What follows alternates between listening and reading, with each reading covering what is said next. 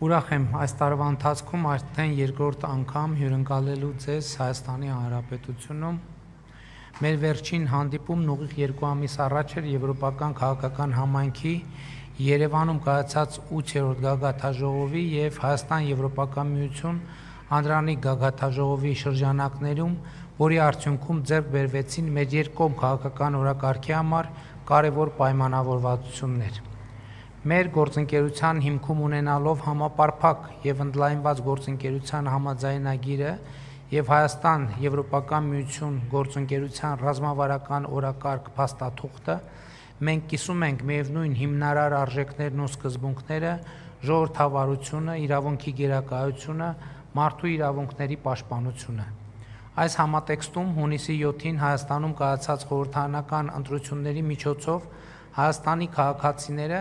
եւս մեկ անգամ հայտնեցին իրենց աջակցությունը մեր կառավարության ժողովրդավարական բարեփոխումների, արդարադատության, ամրապնդման եւ խաղաղության օրակարգերին։ Տիկին նախագահ այսօր մեր հանդիպումը վերահաստատեց, որ Եվրոպական միությունը Հայաստանի ամենավստահելի գործընկերներից է։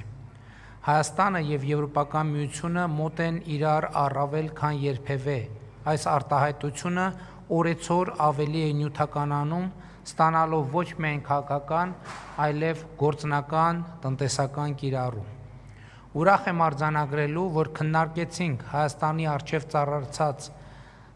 տնտեսական բազմազանեցման եւ այդ առնչությամբ Եվրոպական միության աջակցության տարբեր մեխանիզմների գործարկման ուղղությամբ համատեղ աշխատանքը։ Մասնավորապես ցանկանում եմ շնորհակալություն հայտնել Եվրամիության կողմից տրամադրված 52 միլիոն եվրոյի չափով բյուջետային աջակցության համար, լիահույս լինելով, որ առևտրի դիվերսիֆիկացման եւ արտահանումների խթանման ուղղությամբ Եվրամիության աջակցությունը կլինի շարունակական։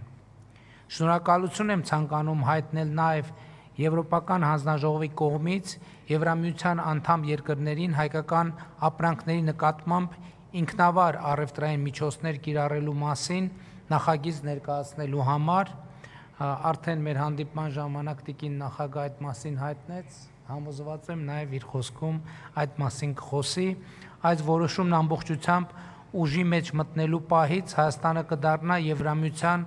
անդամության տեխնատուի կարգավիճակ կամ Եվրամիության հետ ազատ առևտրի համաձայնագիր չունեցող առաջին երկիրը, որի նկատմամբ վերջին շրջանում Եվրոպական միությունը կկիրառի այս գործիքը։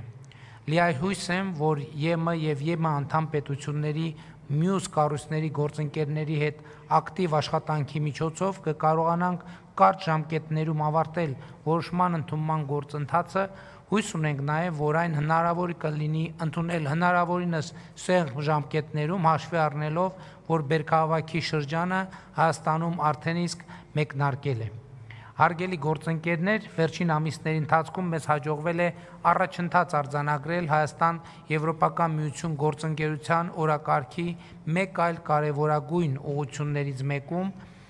կապակցվածության ոլորտում։ Դրա վառ ապացույցը Հայաստան-Եվրոպական միության գագաթաժողովի շրջանակներում Հայաստան-Եվրոպական միություն կապակցվածության գործընկերության մասին համատեղ հայտարարության եւ նախորդ շաբաթ Բրյուսելում կայացած կապակցվածության օրակարգի հարթակի նախարարական համաժողովի շրջանակներում Հայաստանի եւ Եվրոպական հանձնաժողովի, ինչպես նաեւ համապատասխանաբար վերակառուցման եւ զարգացման Եվրոպական բանկի եւ Եվրոպական ներդրումային բանկի միջև Հայաստանի սահմանային 3 անցակետի եւ հյուսիսային 2 ավտոճանապարհի իրագործելիության ուսումնասիրությունների վերաբերյալ մտադրությունների հայտարարության եւ հաստատման նամակի ստորագրումն է։ Էներգետիկայի ոլորտում Հայաստանի համար ռազմավարական նշանակություն ունեցող ծրագրերից է էներգիայի կուտակման կայանների կառուցումը, որը նաև հնարավորություն կընձեռնի արդյունավետորեն կուտակել Հայաստանի վերականգնվող էներգետիկ ռեսուրսներից ստացվող էներգիան։ Գործընկերոջս հետ քննարկել ենք այս հարցում Եվրամիության աջակցության հաստատման եւ հատկացման հարցը։ Խաղաղության խաչմերուկ հայեցակարգի կյանքի կոչման տարածաշրջանային հաղորդակցության ուղիների ներառական ապաշրջափակման համատեքստում Տրանսպորտային կապակցվածության խթանմանը զուգահեռ կարևորում եմ նաև էներգետիկ կապակցվածության ընդլայնումը, այդ թվում հարևան Թուրքիայի եւ Ադրբեջանի հետ էլեկտրահաղորդման գծերի եւ կապակցիչների կառուցումը, ինչը կարող է նպաստել ինչպես էներգետիկ անվտանգությանը, այնպես էլ կանաչ անցմանը։ Հայաստանը շահագրգռված է Եվրոպական միության հետ առավել սերտ համագործակցել նաև թվային, մասնավորապես արհեստական բանականության, բարձր տեխնոլոգիաների եւ նորարարության ոլորտներում, միաժամանակ ձևավորելով այնպիսի միջավայր, որը կնպաստի Եվրոպական միության մասնավոր ներդրումների աճին։ Այս առնչությամբ կարևորում եմ նաև Հայաստանի մասնակցությունը Սևծովյան ստորջրյա էլեկտրաէներգետիկ եւ թվային մալուխի ծրագրերին։ Մեծարգո տիկին նախագահ, սիրելի Ուրսուլա, թույլ տվեք եւս մեկ անգամ ձեզ հայտնել երախտագիտությունս սերտ գործընկերության եւ Հայաստանի ժողովրդավարական ինստիտուտների եւ տնտեսական դիմակայունության ամրապնդման ուղղությամբ ցուցաբերվող շարունակական աջակցության համար, ի բարօրություն մեր ժողովուրդների եւ ի նպաստ Հայաստանի Հանրապետություն Եվրոպական միություն գործընկերության հետագա խորացման։ Շնորհակալ եմ։